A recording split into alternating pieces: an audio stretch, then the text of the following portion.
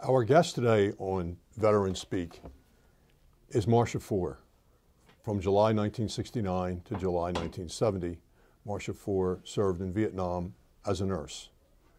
Hello, my name is John Ricciuti, and welcome to Radnor Studio 21, serving the main line. Marsha, first of all, welcome home. Thank you very much. It's a pleasure to be here. Thank you for taking the time. I know you're very busy. You work with the Vietnam Veterans of America Association, so I know you're vice president, right? Yes. So I know you're very busy, and I know that we're very happy to have you here as a guest. I want to take you back to 1965 when you were in nursing school. Where were you living? In 1965, I was living in Ohio, actually. It was one of many places that I lived because my father worked for the railroad. I was in 6 grade schools, 3 high schools, and one of the places that we lived was Indianapolis, Indiana, which is where I chose to go back to go to nurses training at St. Vincent's Hospital. How did you come to join the military, and what branch did you join? I joined the Army. It was, Vietnam was a big push during that time.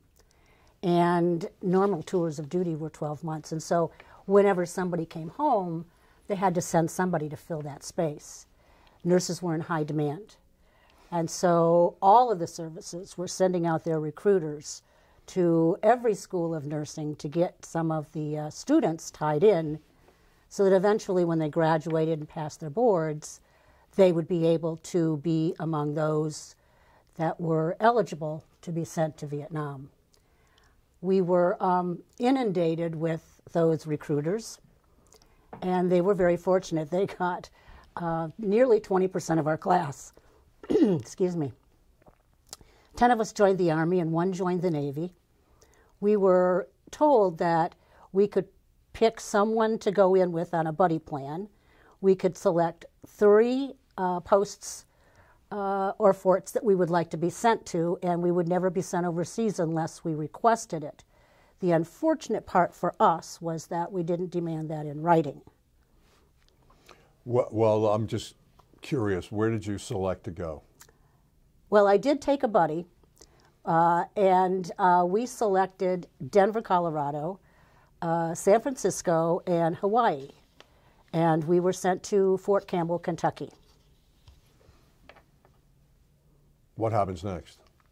I was at Fort Campbell about 6 months when I received orders for Vietnam along with my buddy. She was very happy we were on the buddy plan at that time. Let me go back a second. What did your parents think when you joined the military? Did you join the military so that you could get your nursing school completed, or? Well, many of us joined the military because we knew we wouldn't have to look for a job when we were out of school. And also, we would be receiving a pay allowance while we were in school. But with that came the obligation for myself to provide them with 2 years of service after I graduated. I don't think any of us really knew what we were getting into. We really were not involved with following the war at that time. We were more interested in passing grades and being sure that we had a date on Friday night. So the war was not very close to us, and we didn't feel that we would really be a part of that mission, and that we would be, even if we went, in hospitals far from the front, and would be just doing the same duties we would if we were at home. Surprise. Surprise. Not for long, though. Where were you sent in Vietnam? Well, when I first went to Vietnam, I was always assigned to the 18th Surgical Hospital, which was a must unit. And Must. It's a military unit, surgical transportable. It was first, when I went there, I was assigned at Camp Evans, which was north of Phu Bai. And about 4 or 5 months into my service, we had to move north up to above the city of Quang Tri because the Marines were moving out and there was no hospital up in that part of the country. So once we went up to Quang Tri, we were, in fact, the northernmost hospital in South Vietnam. When the plane arrived in Vietnam, there was a plane there taking military personnel home.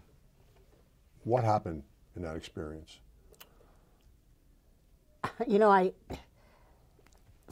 we were so young. I mean, in a way, some of this was a great adventure. I'd never been west of the Mississippi River. And when we landed in Vietnam, or as we were coming in, actually, I could see gunships out flying down around the country with tracer rounds being shot into the jungles.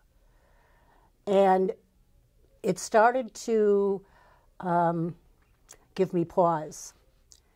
And when we landed, they opened the hatch door, and we came down the steps onto the tarmac, and off, not far in the distance, I could see all of the guys that were going to get back on the plane that I got off of, and they were going to go home. And as they started coming out toward the plane, they were, all I can describe it as is they were in ecstasy. They were so overjoyed and thankful that they were going home. And I mean, some of them were ripping their clothes off. You know, they were falling on the ground. And I began to wonder why they would have such emotion, and beginning to also understand that it must have been a terrible year for them. It was my first real indicator that things might not be so good as I thought they would be when I got to the hospital I would serve with.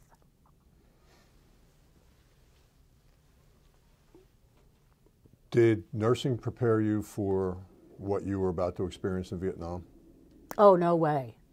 I mean, don't get me wrong, I went to a great school of nursing. Actually, I just had my 50th anniversary from graduation there. But it was a tremendous school that gave us great insight into patient care and observational skills and organizational skills, which in fact did help me. However, I was not prepared for the duties I would have to perform, not prepared for what I had to face in terms of the injuries and the trauma that would, come in through our hospital and ultimately into the areas that I was working, which was the intensive care recovery room. You received primarily the soldiers, Marines, right out of the jungle that were wounded right away? For the most part, yes, we did. And actually, when I was off duty, I actually worked in the emergency room when I was off duty because there were so few of us at the hospital, few nurses. And so when we had mass casualties, we all had to go to work wherever we were needed. Were the casualties continuous? Well, it depended on what was going on out in the field. Who was seeing action, how intense it was. And so we had ups and downs. Some days definitely and nights were more busy than others. And in those, the off times, we were very thankful for them because we worked long hours and long, hard hours, and sometimes you need to rejuvenate yourself and get some sleep. How many hours a day did you work? Normally our shifts were 12 hours. I worked 8 to 8. They tried to give us a couple days off every 2 weeks. So the downtime was good. 6 days a week, 5 days? Just depended on what we had to do. Were you ever under a rocket attack or any attack? Oh, we had rocket attacks quite a bit. And actually, our hospital was on the outside perimeter of the entire Quang Tri base. So our corpsmen even had to guard the bunker line around the base, around our hospital. We did have incoming rounds. It seemed like we would send our gunships out the base did, sent the gunships out, and they would circle around in the mountains around us. And then they'd come in, and it was like every time they heard our gunships shut down, they knew they were opened up and free, so we would get incoming rounds to our base. You probably had to perform various nursing duties under attack. Yes, actually, when we had incoming, there were certain procedures we had to follow. Anybody that was off duty immediately went up to the hospital. And in doing so, we had to make sure that the patients that were there were protected. So if we could get them out of bed and under the beds, they would be safe from fragmentations that would come through. If we couldn't get them out of the bed because of their condition, we would find mattresses that were stored in the back and put them on top of them. This might be a little difficult question for you to answer. It's a difficult question for me to ask. The soldiers, Marines that you nursed were probably about your age, some younger, some older, slightly. You knew sometimes when they came in that they were going to die, and they knew they were going to die. What did you do? Did you hold them? Did you? Well, most times that took place, for the most part, in the emergency room when they came in with the types of wounds that they did. But occasionally it was also in the recovery intensive care unit. And, you know, sometimes you reach an awareness inside yourself if you're hurt very, very badly, that even though you don't say it, you know things are not going well, and you know that you're going to be, you know, dying. I think that the most important job we had when we were dealing with individuals, and the fellas were mostly, certainly not much older than us, many younger, it was about letting them know they weren't alone, that there was somebody there that cared about them, somebody who could hold their hand or touch their face or give them the strength they needed to do what needed to be done. And oftentimes, the one thing that I found was very calming was I would hum to them, and just hum music to them so that they could relax. And but it's it's not an easy thing to help someone die. It's not easy. Did you like the military? Well, I came to discover that probably my life was not going in that direction, to spend the next 30 years in the military. The military is essential for our country. And I was proud to have been in the military.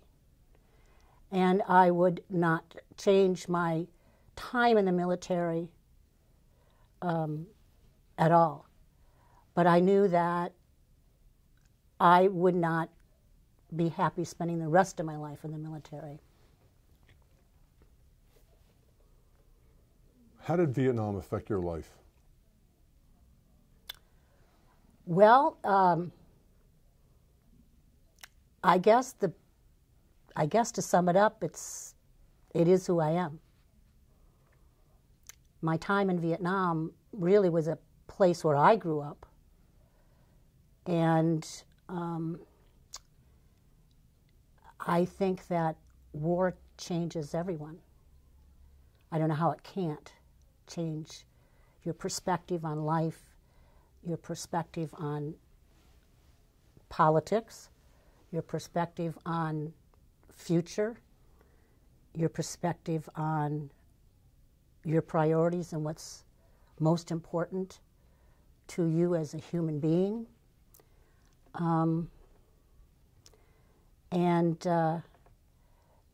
sometimes it takes a while to come to grips with all those feelings.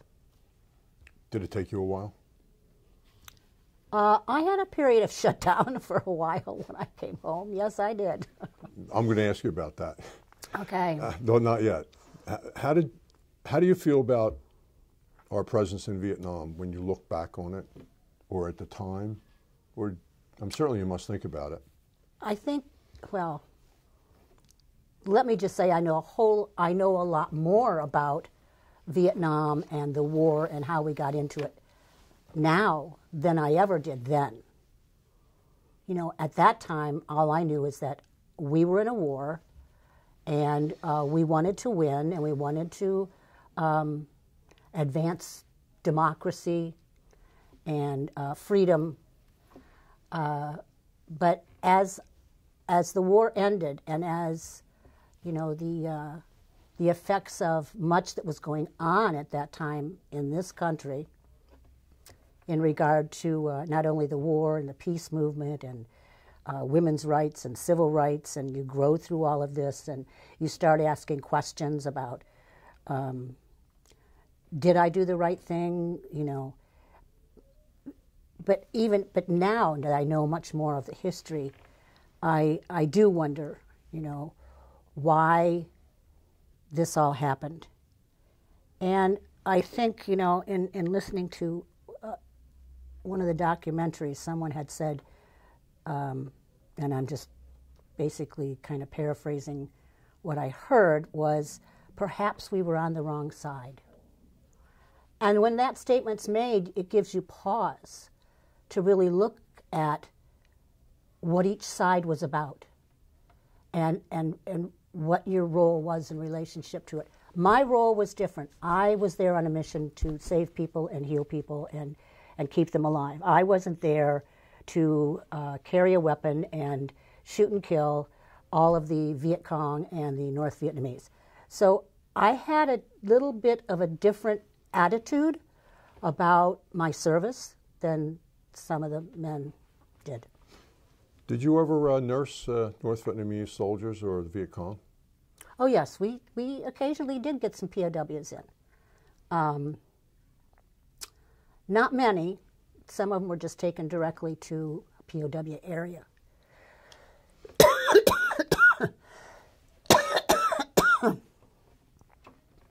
But on occasion we did.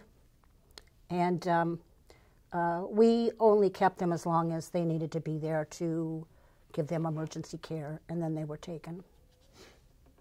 Many women served in Vietnam in many capacities. Can you talk about that a little? They're still pretty unsure as to how many of us were there. I don't think they tracked us very well. But times have changed. There were anywhere, let's just say roughly around 7,500, about 7,500 women were in Vietnam. About 1,000 of them were not nurses. And actually they're the women that oftentimes get forgotten about their service in Vietnam. And they served in a number of capacities. Some was in intelligence. Some was in certainly administrative. Some were in a medical arena, but not nursing. So I think it's important to remember that we did provide much assistance across a lot of lines. I'm not going to ask you how, but I do want to comment that you were awarded a Bronze Star, and to be awarded a Bronze Star, you had to do something very brave in the face of combat. So that's all I'm going to say about that. So Well, I don't think many nurses. I'm sure there were many who received the Bronze Star that were. Many nurses? Well, I can't answer that. But many did much more than I to deserve it. Tell me about coming home.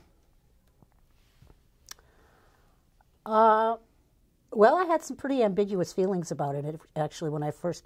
We all keep a paper on our wall in our hooch that has 365 squares on it, and every day you get up and fill one in, and you know when you're getting short. And so my time came. And I said to the nurse that drove me over to the airstrip, so I could fly down country to get home, to get out. And I said to her, you know, this is always going to be just over our shoulders, always, for the rest of our lives. And coming home, the reason I felt so ambiguous about it was I knew I would never see some of the people I served with ever again in my entire life. And we lived through an experience that brought us closer because of the life and death situations we encountered, brought us closer together than many I would ever have known as friends again. So I was very sad. And I was sad because I knew I would never be able to nurse again like I did in Vietnam. When I came home, though, I mean, to see my family again and to, I had a brother that was only like 3 or 4 years old when I came home. He never knew me. He never knew who I was before I came home. So it was a feeling that left me somewhat out of sorts and out of place. I felt like I had been in a closet for a whole year, and it didn't fit in anymore. People didn't understand how I thought about things. They couldn't understand my thinking. They treated me different. It was like I was somewhat invisible. They didn't know what to say to me. Certainly no one knew I had been in Vietnam unless I told them, because I didn't have a short haircut. Once I began talking about, someone had asked me, you know, what was it like? Tell me what it was like, you know. And I began to talk, and immediately they changed the subject and asked someone else a question that was sitting with us. And I thought to myself, that's it. First of all, you don't really want to know. Secondly, you can't even possibly know what it was like, even if I explained it to you. And so I just decided that was the end of it, and I just moved on. You did move on. You got in a Volkswagen bus and did some traveling? Is that what happened? I did. I did. One of my friends along the way said, "What are you running from?" I got in the van of a fella that had served with me in Vietnam. He had gotten home 2 or 3 months before I did, and he outfitted this VW bus into a traveling van. My father probably would have said a traveling motel. And I decided to, when I came home, he came to the house and asked me if I wanted to go on a trip with him. And I said yes. People are hard to understand. When you're in a situation like Vietnam, like I knew when I got home, I didn't want to have any responsibilities. I was going to take a trip, and I was going to travel, and I was going to do this. And everybody talked about hitting the road in a Volkswagen van. And that's what we dreamed about, and we promised ourselves that. And when I came home, it didn't matter what anybody else thought. I had to do that. I had to do that. My parents couldn't understand that. I don't know if anybody can understand the drive that takes you there. But I had to do this. So when he came, I said, sure. Well, my father had a little problem with that, you know, besides the fact that I was traveling with somebody in a van like a hobo. I was traveling with somebody I wasn't married to, and that's not good. So, so departing from home was an anxious situation. It was upsetting for me. I knew that, but I had to do it. And so we hit the road, and we left the East Coast in August, and I didn't get home till December. Where did you go? We traveled west, spent a lot of time Colorado, up and down the West Coast, ran out of money, living in the van or in a tent, ran out of money in California, so we had to live in the desert, tried to make money, picking lettuce in the fields with the migrant workers. But they didn't want to hire us because we weren't from Mexico. And then I worked as a Kelly girl, and I was putting forms together numerically with 15 digits to make a few bucks just to get gas money to keep on going.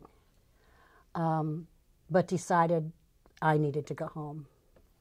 The fellow I was traveling with, eventually we got married, which made my father happy. But between times, I went to work in New York City for a while my then-to-be husband went back to school at Colorado State. Eventually, I moved out to Colorado with him, and eventually we did get married. Did you ever nurse again? I did, actually. I started working when I was in New York City, but discovered that I wasn't able to do anything that I was capable of doing. So it really turned me off to nursing at the time, and it did that to many of the nurses who served in Vietnam. I worked at various jobs. One was helping in a grocery store to pack meat. I worked in a nursing home for a while. And I did go back to nursing. Off and on. I stopped for a while when we were having children, but did eventually get back to nursing full time. Did you ever go back to Vietnam? Yes, actually, I didn't know that I would have this opportunity, but I've been back 4 or 5 times now. With Vietnam Veterans of America. I joined that organization in 1987.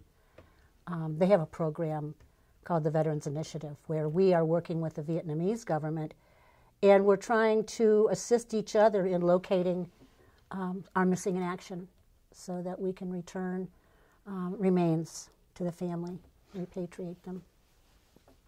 What were your thoughts and feelings the first time you went back to Vietnam? I had no, when I was going back, I had no understanding really of how I would feel. I was a little nervous about what would happen to my head.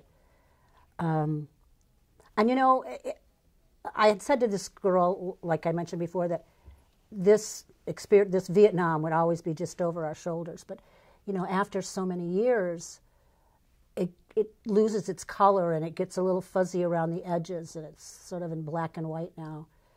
When we flew into country, and actually we flew into Hanoi, which was that was North Vietnam when we were there, I could see the countryside. And as soon as I saw Vietnam, it was like all of those colors that were just exploded back again. And it was like I had never left almost. And it pushed, I really was taken back, because the first thing that went through my head was, you know, this is like coming home again. And as soon as I heard myself say that, it was like, what are you saying? And I had to think a long time. I mean, I dwelled on that for days and began to realize and understand that, as I said earlier, this is where I became who I was. This is where I grew up. This is where I learned about the world. This is where I am and became who I am. What is the biggest lesson that you can take away from your experience in Vietnam? One of the things that I take away from Vietnam is to value life, to understand the connection between people, their humanity,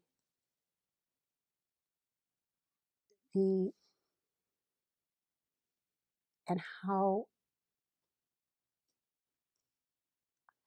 what we did as nurses in saving lives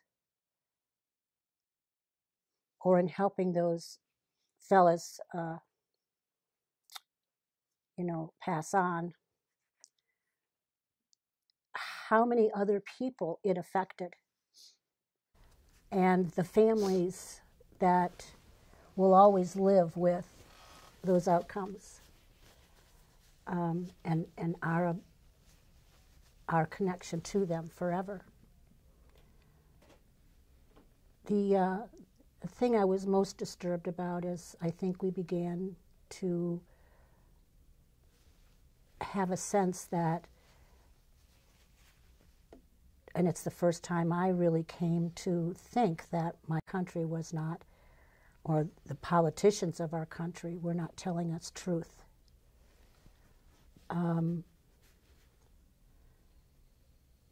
I felt like I was living in a time of a great movement that was able to give voice to thousands of people that felt they never had it before. And I think it's, those experiences that led me to know that my place in the world was going to be with others who had spent their life or spent time in the war in Vietnam and around the world, actually, during those years. They became a part of my future, and I knew that I needed to continue to help those that needed it. I think that when I look back, when I'm laying on my last bed, I know, and what makes me feel most proud is that I was part of something bigger than myself, that I contributed to something bigger than myself. And I was very blessed to have been given that opportunity in light of all those who had suffered through these times.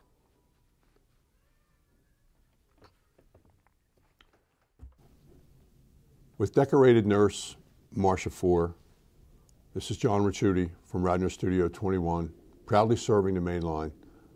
I truly hope you found this interview educational and informative. Thank you until next time.